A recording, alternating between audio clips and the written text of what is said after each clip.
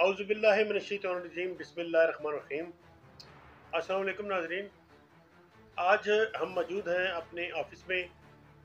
गैब का इल्म जो है वो अल्लाह पाक के पास है। अल्लाह पाक से बड़ी दुनिया में कोई ताकत नहीं है। आना क्या है, क्या होने वाला है, क्या नहीं होना, ये सब मेरे अल्लाह को पता है। लेकिन कुछ ऐसे हिसाब होते हैं जो कि सितारों के इल्म है या दुनियावी इल्म है, जो अपने तौर पे हिसाब लगाते हैं। इस तरह के लोग भी इस दुनिया में मौजूद हैं जो कि कुछ चीज़ों से लोगों के हालात वाक़यात बताते हैं। जैसे कि आप डॉक्टर के पास जाते हैं तो आप अपनी नब्ज़ उनको दिखाते हैं तो वो आपको मर्ज़ बता देते हैं। हालांकि वो कोई जादूगर या कोई ऐसी नहीं होती, लेकिन उनके पास एक बड़ी तकनीक होती है, चीज़ होती है। वकील जो होता है वो अपने काम का माहिर होता है। इसी तरह ये जो सितारों के हाल है, इनके बारे में भी ये लोग जो कुछ समझते हैं। आज हमारे साथ सरगोदा की शख्सियत है पीर अब्दुल हमीद साहब। इन्होंने 1990 से लेकर आज तक कुछ पेशन गोइयाँ की हैं जो 95% हद तक बिल्कुल ठीक हुई हैं।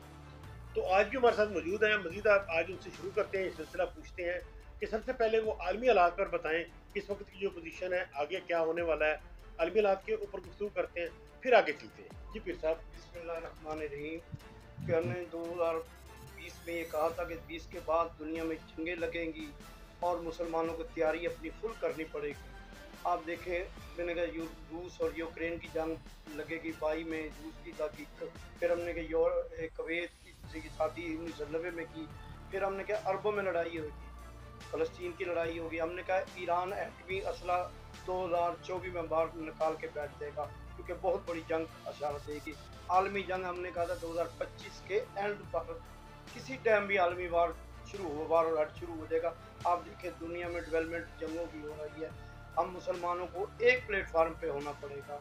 हमें ऐसा अपनी आज़ादी भी खतरे में पाली, जिसकी वजह से पाकिस्तान को बड़ा मुताहत होकर रहना पड़ेगा। ये 2024 है, 2025 है, क्योंकि इसके अंदर बहुत सी डेवलपमेंट तबाही की आ सकती हैं।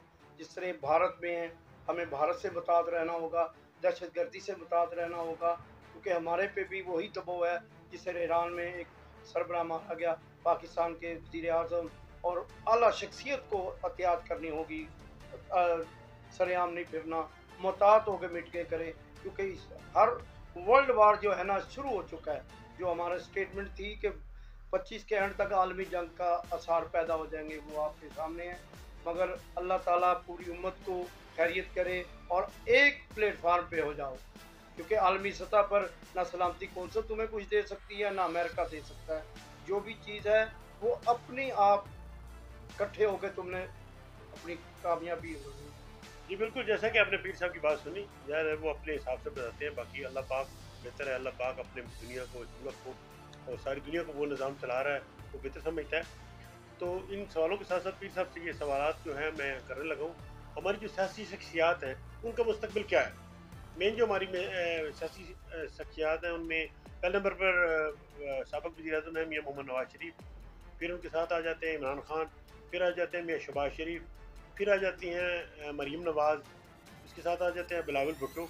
तो ये इन सियासतदानों के हवाले से कुछ थोड़ा थोड़ा अपना तजिया बता दें कि इनके आने वाले वक्तों में, आने वाला टाइम जो है इनके लिए कैसा हो। मैंने पहले भी कहा था, शहबाज शरीफ जो तवक्को थी वो पूरा नहीं हो सका।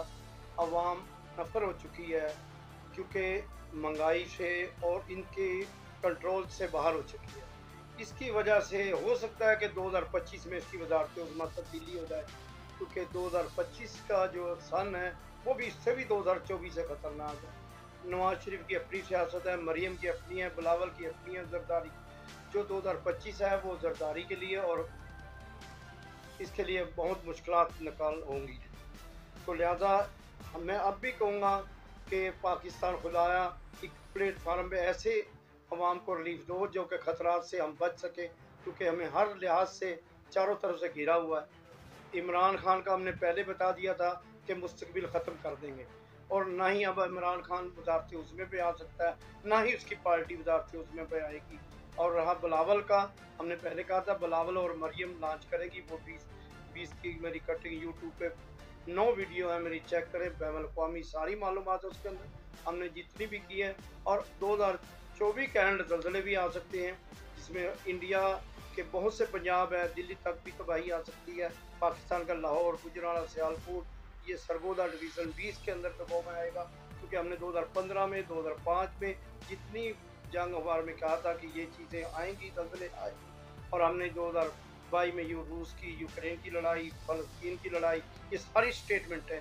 बाकी मैं अब भी कहूँगा कि खुदाया कि मुसलमान एक प्लेटफार्म पे हो जाए ताकि जंग लगे आलमी, हम एकजुट होकर लड़ें, ना कि अकेले अकेले हम मुसलमान जलील होकर मरें। जी बिल्कुल, आपने जैसा पीर अमीर साहब की बातें सुनी, बिल्कुल अल्लाह पाक अपने मुल्क पर, अपने कौम पर, अपनी दुनिया पर करम करे, और अल्लाह करे ऐसा कोई वाक़या और ऐसा कोई ना हो कि जिससे अब मुसलमान जो है वो परेशान हो, या कोई भी शहरी या कोई भी आवाम का बंदा ऐसे किसी परेशानी में ना हो।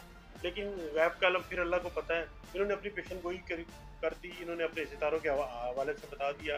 आज हमने इनका फर्स्ट इंटरव्यू किया है, नेक्स्ट इस बार इनके इंटरव्यू करते रहेंगे, आगे इनसे बातें करते रहेंगे और मज़ीद आपको जो है इन्फॉर्मेशन देते रहेंगे। जी शुक्रिया।